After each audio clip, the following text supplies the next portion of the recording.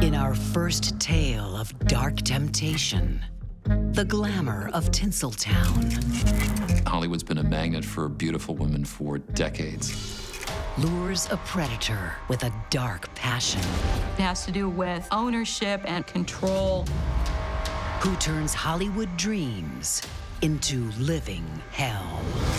Her wrists are bound, her ankles are bound. She's fighting for her life. Things were going wrong fast. And later, a joyful family reunion He was adopted, and him and Nancy had just reconnected. takes a tragic turn I was frantic. I didn't know what was going on. when teenagers thirst for blood. There's no doubt that she's evil.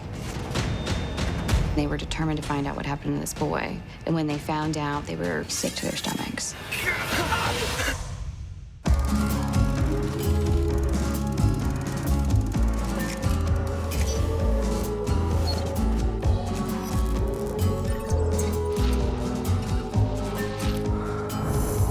These chains that bind, these chains that bind your heart to mine.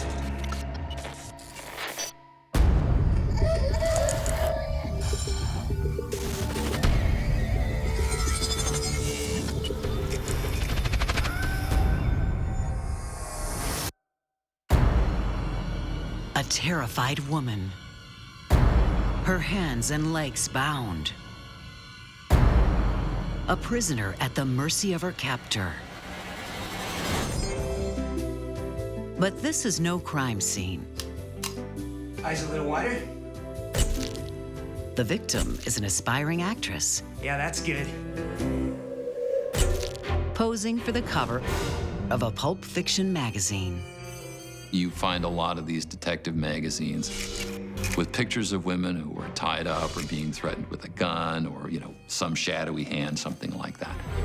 This young woman is one of hundreds lured by the temptation of Tinseltown in the 1950s. You had girls coming out from small towns on the bus, emptying out into Hollywood, not knowing what to do, not having any kind of a career path at all, just thinking, all I need to do is arrive, and I'll be discovered. When the movie deals fail to flood in, a would-be Marilyn Monroe must find other ways to put food on the table. Hollywood's been a magnet for beautiful women for decades. And when they get here, they need to eat. It's that simple. Well, there were a lot of starlets, wannabe starlets, who worked as models, as pinup models and other kinds of modeling jobs.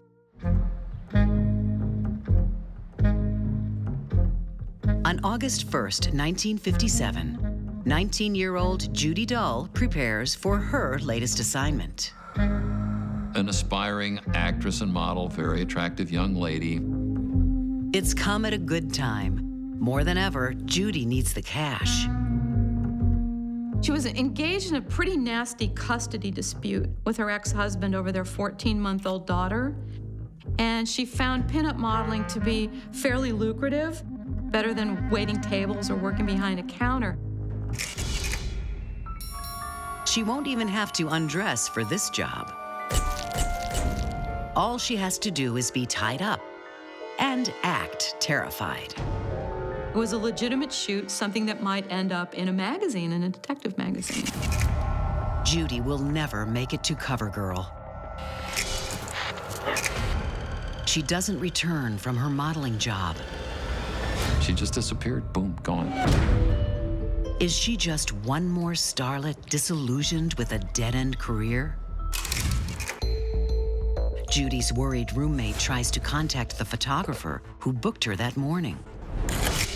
Judy wasn't really hesitant about leaving with him for the assignment. Because here he was, he'd given his name, he'd given a phone number. It's a wrong number. Her roommate's next call is to the LAPD, who zero in on Judy's ex-husband. Judy Ann Dull's husband was a suspect. Whenever a spouse goes missing, you look at the one that's still there, and especially in the case where they're divorced and engaged in a pretty bitter custody dispute over a child. Despite their torrid breakup, there's nothing linking Judy's ex to her disappearance. He wasn't a serious suspect in her disappearance, and in fact, a week after she disappeared, he was awarded full custody of their daughter because she didn't appear at the hearing. With no other suspects, the cops write Judy off as a gal who gave up on Tinseltown.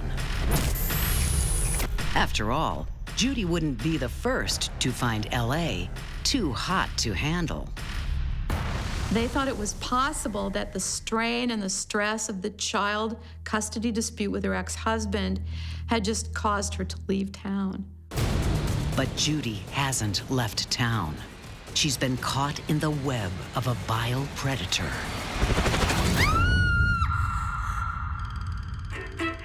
A web that began in Denver in the 1940s with a teenage boy named Harvey Glattman, who locks himself in his room. Except this isn't your usual sexual experimentation. Harvey Glattman developed a rope fetish. He's found a new game to play. Harvey was found by his mother to be suspended non-totally, his feet were on the floor, with a ligature around his neck. He was lowering himself onto the rope, and he was masturbating simultaneously. He would choke himself out till he was unconscious. Plenty of people enjoy bondage behind closed doors. According to sex therapist Alexandra Katahakis. Humans in general find some sort of bondage and submission sexually arousing to them. It pushes the arousal systems in the brain. Blood pressure goes up, heart starts to beat faster. There's a dopamine surge that occurs also. So the arousal level gets higher as we increase novelty. A rope fetish isn't the only thing that sets Harvey Glattman apart. He's awkward, unattractive, and has no luck with the girls. Harvey Glattman had extreme difficulty relating to women in general. He just couldn't. As a kid, his nicknames were Weasel and Chipmunk. It probably tells you a great deal about how far he got with women. With each rejection, frustration and resentment burn. Harvey starts to lash out. He started snatching purses off of women walking down the street. And in some cases, he would throw those purses back to the women. Now, the reason he did that, that's an early expression of his anger and hostility toward women. And throwing the purses back indicated his power over them. He could either keep the purse or he could give it back to them. That's a sense of power.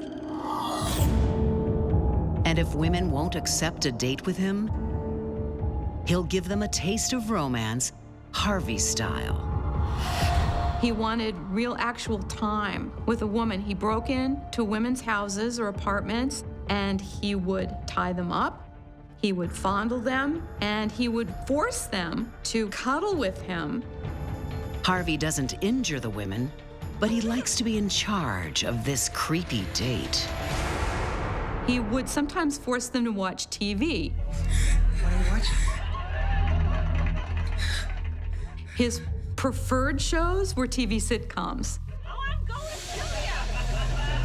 It was a deeper part of the fantasy. It has to do with ownership and possession, domination, control. In 1957, 29-year-old Harvey Glattman moves to LA. A passion for bondage might be a dirty word in Middle America.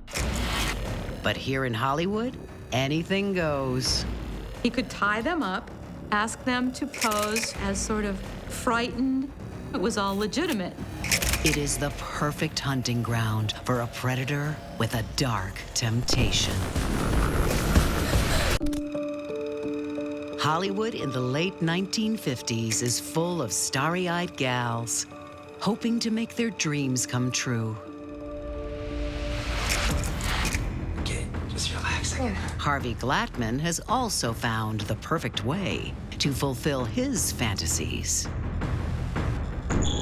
Being in Hollywood just was a natural for someone like Harvey. What he discovered was you could find modeling agencies that would send women out for photo shoots. How perfect. As long as he has a camera in his hands, sexy women ask no questions. He could tie them up, ask them to pose first as sort of frightened and meek. I want to see you look really terrified. Come on. And he would photograph them in these various poses and these various expressions on their faces. It was all legitimate. And in the privacy of his dark room, Harvey's wildest obsessions develop into something strange and dangerous. He said it wasn't really the women. It was the pictures of the women being tied up that was exciting to him. It was their helplessness. It was their captivity. When that fantasy is realized, the next eager starlet is waiting, only a phone call away. In October 1958, 28-year-old Lorraine Vigil is excited about her big break. Thanks for picking me up. This was going to be her very first modeling job. She'd registered with an agency, and she was going to give it a try pinup modeling. She was good looking and thought, what the heck? Lorraine's nervous enthusiasm bubbles over. Thank you so much for the opportunity. It's my first job. But her companion is strangely quiet. He wouldn't look at her. So whereabouts is the studio? He wouldn't answer her questions. Harvey Glattman has other things on his mind. She figured out pretty quickly that things were going wrong fast. The first question to him was, why aren't we going to his studio? Then all of a sudden, boom, he's driving really, really fast. And at that point, she realizes, oh, this isn't good. I think we should turn around. For this first-time model, the shooting won't be done with a camera. He produces a gun and points it at Lorraine. Do what I say and you won't get hurt. The choice is stark: fight or die. She was a fighter. She grabbed the muzzle of the gun and held on to it. And they're wrestling around, trying to fight for this gun. She starts fighting with him. The gun goes off. Lorraine is lucky. The bullet only grazes her leg. She's fighting for her life. She realizes now that this isn't going to end well unless she gets the upper hand. She manages to open the passenger side door. The two of them tumble out into the dirt, and they're struggling. It was not quick. It was a long, dragged-out fight between the two of them. She bites his wrist. He screams out in pain, lets go of the gun. She turns it around and points it at him. No, please don't shoot me. She fought him, and she fought him well. And I think that's what saved her life. Lorraine's courage is rewarded with another stroke of luck in the shape of a highway patrolman. Put the gun down, man. It's his gun. He doesn't know what's going on. He doesn't know if the little mousy guy with the big ears is the victim or the perpetrator. All he sees is a woman with a gun. When the officer searches Harvey's car, he soon realizes who the attacker is. He finds a camera, a pocket knife, and a coil of rope. What cops uncover in Harvey's apartment is far more disturbing. The police found this toolbox loaded with photographs that he had taken. He was engaging in these extremely gruesome acts. On a remote desert road outside Los Angeles, Harvey Glattman has just been caught trying to kidnap pinup model Lorraine Vigil. Police decide to search his Hollywood studio, where they find a toolbox full of bizarre photos. For Harvey, the photos of his victims were powerful images. Here he was dominating, literally dominating, very attractive women, women who never would have given him a second look for any reason. They were like totems, very powerful images for him. That's why I kept them. Staring out from the photos is missing model Judy Dull, and another woman who had also disappeared. Pinup gal and stripper Ruth Mercado. Cops hadn't even linked the two cases. Unfortunately, there was a certain bias toward women who were strippers. They thought it's possible that she just decided to leave town on her own. She was new to town. She didn't have any friends, really, so there was no one, actually, aside from her landlord, sadly, to miss her. So the cops couldn't get a handle on who would hate her enough to make her disappear. And since no body had been found, they still, again, weren't convinced that she hadn't just left town on her own. The LAPD puts the heat on Harvey. It took a couple of days of questioning before he finally caved in and admitted to the murders. Why did Harvey cross the line from rope-obsessed bondage freak to cold-blooded killer? In the end, photos alone could not satisfy his dark temptation. The photographs helped keep him in what I would call an arousal range. He was constantly pushing his nervous system so that he could keep inching upward. So he needed more and more and more until he was engaging in these extremely gruesome acts. Harvey was looking for that psychosexual plateau. That's that level of excitement that is absolutely satisfying. If anyone understands Harvey Glattman's warped mind, it's Roy Hazelwood. Hearing about Glattman as a young lieutenant in 1960 inspired Roy to become an FBI profiler, specializing in sexual sadism. Masturbation didn't do it for Harvey. Fantasy and masturbation didn't do it for Harvey. Abducting a woman, tying her up, playing with her didn't do it. Harvey's dark addiction now needs a stronger hit. The hit will come when Judy Dull walks into his studio. Like the others, she's eager to please and doesn't hesitate when Harvey wants to tie her up. He put a gag in her mouth. He asked her to pose like she was fearful, like she was in jeopardy. Look up to your left. More fear. But she doesn't have to act, because today, the dam bursts. Harvey Glattman's most twisted cravings come flooding out. He pulled a gun on her. Get on the floor. Now! And sexually assaulted her. Make any noise and you're dead. This was the first time that Harvey Glattman had actually had intercourse with a woman. He was a virgin until he was 30 years old, and he raped Judy Dull. Harvey doesn't want to be held captive in prison, so he must silence his victim. He takes her out into the desert. Her wrists are bound, her ankles are bound. Let me go. No one can hear you out here.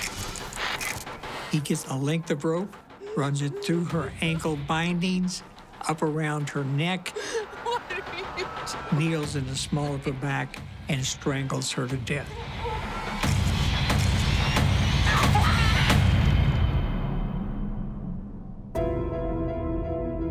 From that point, the desert becomes Harvey's killing ground.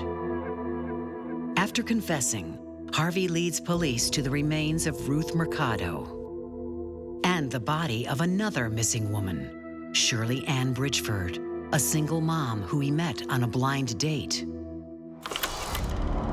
Like Judy Dull, both women were raped, hogtied, and throttled. He treated his victims in the same way that he used his piece of rope, strictly for his own gratification. He lacked empathy. He didn't understand any part of that. It was all about him. The universe revolved around Harvey. And Harvey captured their last moments of fear on film. The innocuous-looking kid with glasses has grown into something monstrous. A serial killer addicted to the terror he sees in his victims' eyes. A terror he is compelled to capture on film. Harvey Glattman's victims were terrorized by him. Just the experience, the humiliation, the degradation, the pain, the fear. And he had specific instructions for how he wanted them to pose. Look afraid, look threatened, look this, look that. It had to have been horrible. It had to have been absolutely horrible. But I don't think any of them knew that they were going to die until the rope wrapped around their necks. These women were not human beings to Harvey Glattman. They were objects. They were nothing but objects for him. Harvey was, to the best of my knowledge, the first serial killer that took pictures of his victims. He was original in the sense that he had collections that fit into his fantasy. All of this was startlingly new information in the 1950s. So he was an original, there's no question about that. Harvey Glattman preyed on the starry-eyed naivety of young women, feeding on their Hollywood dreams to satisfy his own sinister cravings. And the women he so badly desired also terrified him. He had no girlfriend. He had no normal relationships with women at all. He didn't know how to have any kind of conversation or anything with people in general, but women most specifically. While Harvey's collection of pictures fed his fantasies, they were also a bizarre insurance policy for a day he knew would come. When the detectives were interviewing Harvey Glattman, he had confessed to the murders. And he said one reason that he took pictures is so there'd be no question about his guilt. He even said to the detectives at one point, I kept all this stuff because I wanted to be caught. I just never had the courage to turn myself in. He was very neat in his organization of those photographs, and the detective apologized, said, I'm sorry, I messed him up. You're very neat. He said, that's okay, I'm not going to need him in the gas chamber. In December 1958, Harvey waives his right to a jury trial. Harvey pleaded guilty. Even the judge was shocked. The judge said, are you sure you know what you're doing? And he said, yes, I want the shortest, quickest path to execution possible. Harvey's wish is granted. In September 1959, he goes to the gas chamber, finally putting his dark temptation to rest. Harvey was a sexual sadist. A sexual sadist is aroused by the suffering of his victim. Harvey enjoyed the suffering that these women were experiencing, not physical suffering, but emotional suffering, psychological suffering. There are a lot of people who have sexual fetishes that never act out violently, but Harvey Glattman was hardwired for deviance.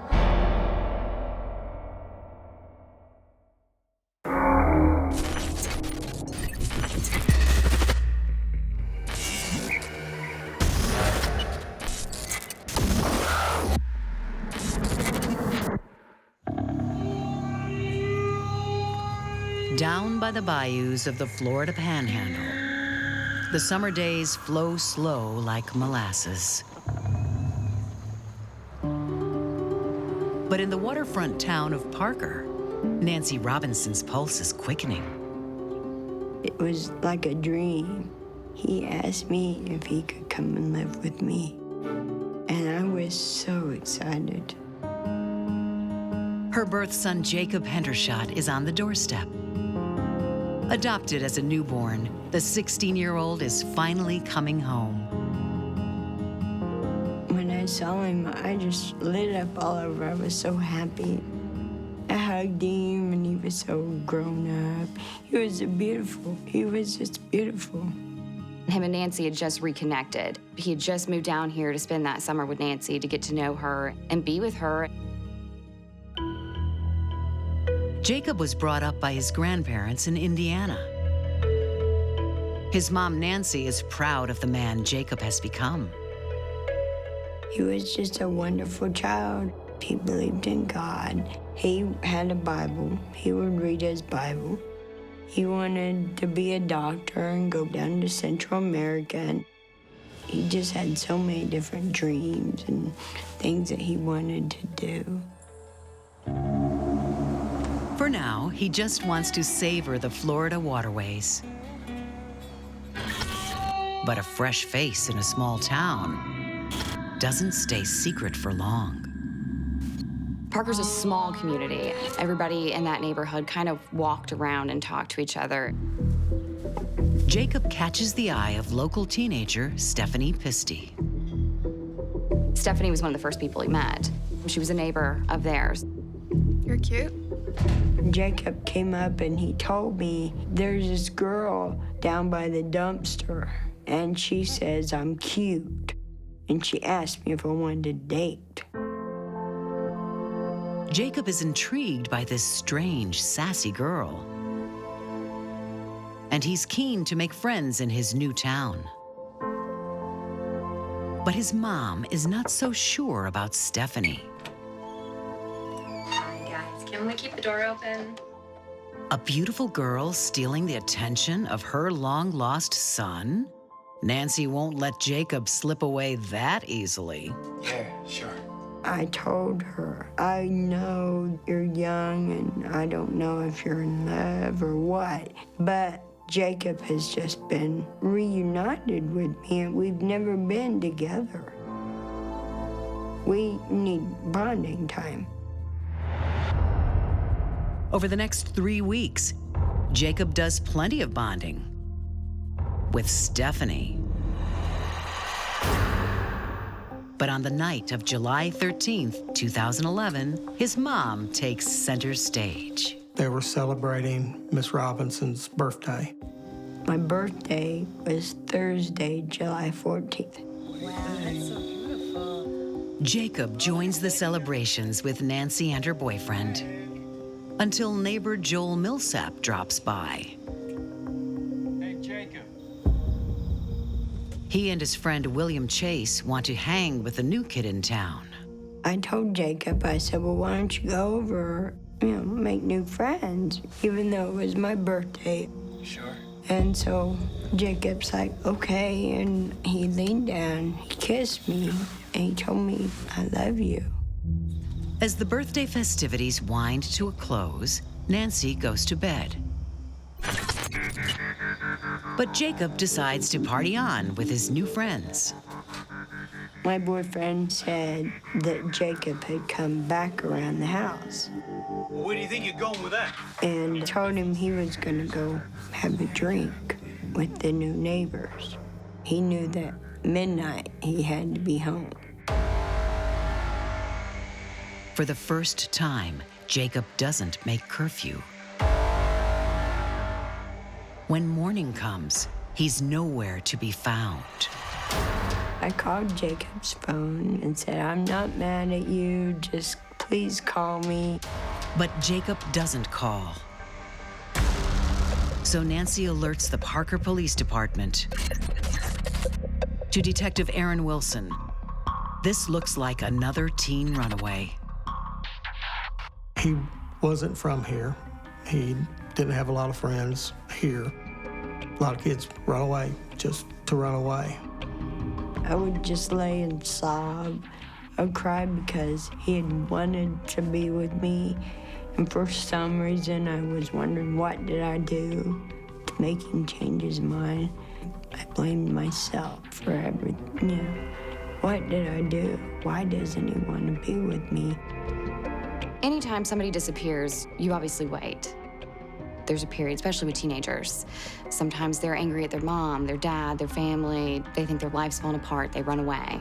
They fall off the grid. They eventually are found and come back. But when Jacob is missing for 2 weeks without contacting his family, Mom Nancy knows something is terribly wrong. I was frantic. I didn't know what was going on. It appears dark forces are bubbling beneath the surface of this small town. From there, it just started to look grim. For the close-knit community of Parker, Florida, evil deeds only happen in big cities. Hardly any crime in Parker. It was a nice place to live. But in the summer of 2011, a gloom descends on this Bayside town. 16-year-old Jacob Hendershot has vanished without a trace. Detectives decide to retrace the teenager's steps that night. We started to basically do our normal protocol with talking to the neighbors, anybody that may have known him. New pal Joel Millsap says Jacob left his house in the early hours. He was planning to walk into town. Instead, he disappears into the darkness. As the days kind of started to continue, we started then looking at social media to see if there may have been any talk and where he may have gone. Cops know one thing for sure: a teen and his cell phone are rarely parted. About the second week, when we realized that there's been no activity, and a 16-year-old that's plugged into Facebook and everything, it's just not common. That's when we started changing our investigation from a missing person to a criminal investigation. Who would want to harm this shy, gentle kid? I've done this a long time, and I've said it 1,000 times. It's generally somebody that knows them. You have a child missing, the first place you start's home. We started looking at the boyfriend of Jacob Hendershot's mother. Nancy's boyfriend was heard arguing with Jacob the night he disappeared. Where do you think you're going with that? None of your business. Oh, it is my business. Perhaps Nancy's lover was jealous of the new man in her life. But the investigation turns up nothing, and Nancy's boyfriend is cleared. With clues thin on the ground, detectives are feeling the heat of this long Florida summer. There was theories floating around. Maybe Jacob was hanging out with friends and he had too much to drink, and maybe he's not a good swimmer. He's not from here. Fell in the water and might have drowned. That was pretty much what everybody kind of thought happened to Jacob, that he might have jumped in the water and just never made it out. We searched by air, by boat, underwater. We used canines just to try to find, some type of clue that we may be able to look at. Not one stone was unturned. Then, right on Nancy's doorstep, police unearth a grisly clue. We found 3 cats that had been mutilated. Are these mutilated animal remains connected to Jacob's disappearance? Cops aren't sure, until a tip-off from a local mom turns the tide. Panama City Police Department had gotten a call with some information that they had received.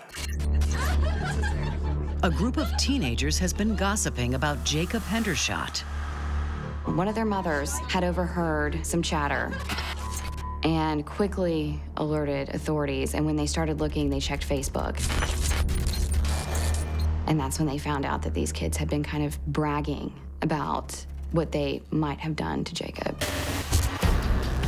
This teen gang has a leader, Jacob Hendershot's new girlfriend, Stephanie Pisty. Stephanie was what they called a little alternative. She would have different color hair every day. She was a little moody. She had a bad mouth on her. She liked to drink, and she was into some drugs. She wasn't your polite, normal teenage girl. Cursing, drugs. For Stephanie, that's kid stuff. She has much darker desires. Her whole life, she thought she was a little different, that she was a vampire/werewolf. A teenager obsessed with vampires? Not so unusual. Forensic psychologist Stephen Diamond says a rash of hot-blooded heroes in books, films, and TV has tapped into a teen's thirst for identity. We know that vampire cults have become very popular. The reasons why adolescents tend to form a cult-like group of supposed vampires has to do, I think, with their need for a sense of belonging and a sense of acceptance from others. They need something to believe in, and so something like vampires becomes very attractive to them. By the summer of 2011, the adolescent undead are rising. We did start seeing that there had been some other cases involving vampirism here in the United States. In Texas, there had been a case where a person was trying to break into a person's hotel room and drink their blood. It just appeared to be something that was going on at the time. A lot of this stuff stems from television shows. You know, she was just kind of making her own alternate reality. But once Stephanie Pisty gets her teeth into something, she just won't let go. This is no fantasy. She has set up her own vampire cult and crowned herself queen. I am half vampire, half werewolf, and I am thirsty.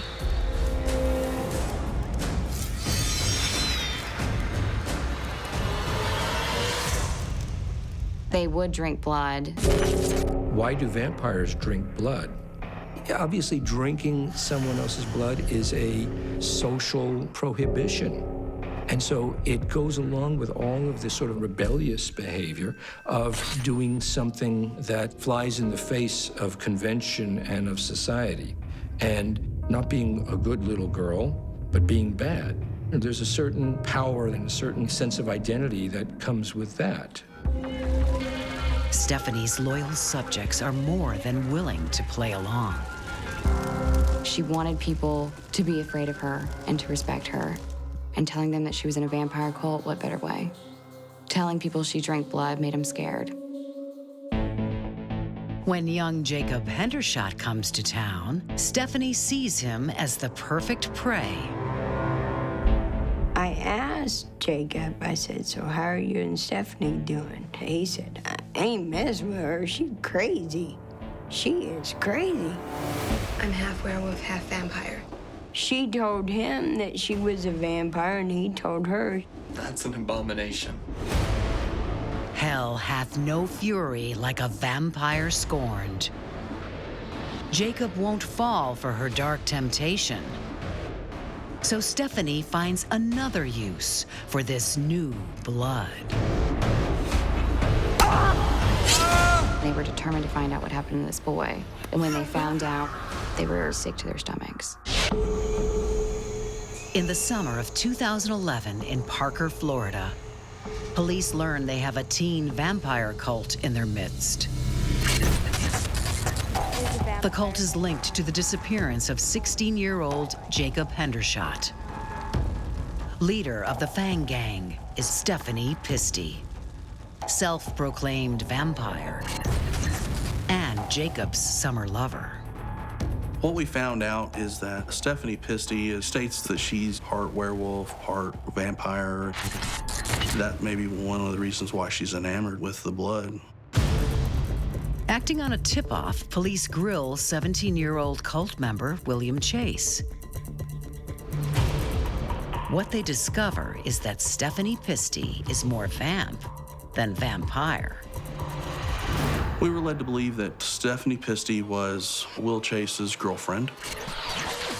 Stephanie didn't want her boyfriend to know she's also been dating Jacob Hendershot. So she concocted a story to cover her tracks. With her meeting Jacob Hendershot, she had an encounter, maybe a sexual encounter, and she basically was concerned about being pregnant. So she had told Will Chase, her boyfriend, that she had been raped by this other kid. He has to pay. Yeah, he will. But Stephanie hasn't been raped. She had told the lie to her boyfriend and made him enraged. I think Stephanie, being a teenager, scared, didn't know what to do, quickly lied, told him that Jacob had raped her, and this infuriated William Chase. William Chase wants to make Jacob pay for raping his girlfriend. But the vampire queen has ulterior motives. I want to drink his blood. You will.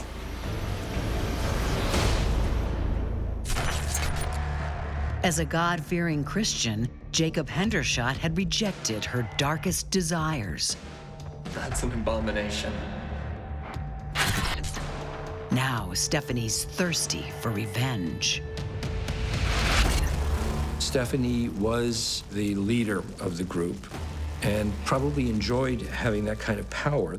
She really was wanting to hurt people, to express her revenge for perhaps having been hurt herself by Jacob. She manipulated these other young men to do her bidding because she was angry. William Chase tells police what really happened the night Jacob Hendershot disappeared. Invited to a party, Jacob thinks he's finally in with the local kids. He's never met William before and has no idea Stephanie will be there until he arrives at the house. Not bad, Jacob. Later in the night, he races back to his mom's to grab some booze. And while he's gone, Stephanie prepares a vampire ritual. She wants to get this party going with a drink of blood. Jacob is walking into a trap. Everybody had a job. As soon as Jacob walked through that door, they ambushed him. One of Stephanie Pisty's henchmen is 20-year-old James Gay. Gay had actually taken a wallet chain and had wrapped it around his hand. When Jacob Hendershot came in the room, he basically punched him in the face. He fell, but then got up and ran outside into the driveway where Millsap and William Chase caught him.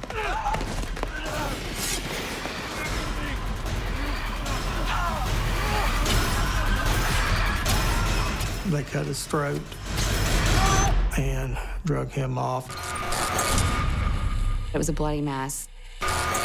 There was blood everywhere, on the walls, carpet, everywhere. The blood Stephanie craved is finally spilt. I really believe that, she was the reason it all happened. But faced with bloody reality, she suddenly loses her appetite. So are you gonna suck his blood? No. I don't think they thought their plan through very well. How do we get rid of this body? We have this body in this home, what are we gonna do? All right, wrap him up. Their triumph for them quickly turned into panic. Joel and William frantically search for a burial site. They move the body 3 times before dumping it in a drain. That is what was the most disturbing about it. Moving a body around to avoid detection, watching everything unfold from your front window. They had a front row seat to this investigation. They knew everything that we had done, what areas we had searched, how we had searched them. They were, in a sense, almost playing a game with us. Instead of sucking the blood, Stephanie Pisty is now scrubbing it. The house had been cleaned from the homicide. There had been a lot of cleanup done with carpet shampooers. On August 13th, 2011, 1 month after Jacob disappeared, William Chase and Joel Millsap confess to murder. They lead police to Jacob's body, just a few yards from his mother's house. When his body was finally discovered, it was pretty much across the street from their home, which was one of the most disturbing things about this. His mom would go outside on the porch wondering where her child was, but would be staring at him in the field and never knew. It's an old construction area. It had all the concrete manholes. He was in one of those manholes. He still had his crucifix around his neck. Nancy's second chance at being a mom is cut short when the police give her the heartbreaking news. We found Jacob. He's dead. It was surreal. Surreal. I'm like, no way. This doesn't happen. This, not me. Nancy still lives in Parker, yet the loss of her son weighs heavy on her soul. Sometimes I'm sitting there by myself and I think, man, if Jacob could only come now. I'd go downtown to the Christmas in the park and stuff and going, I think, wow, Jacob would really like this stuff, you know?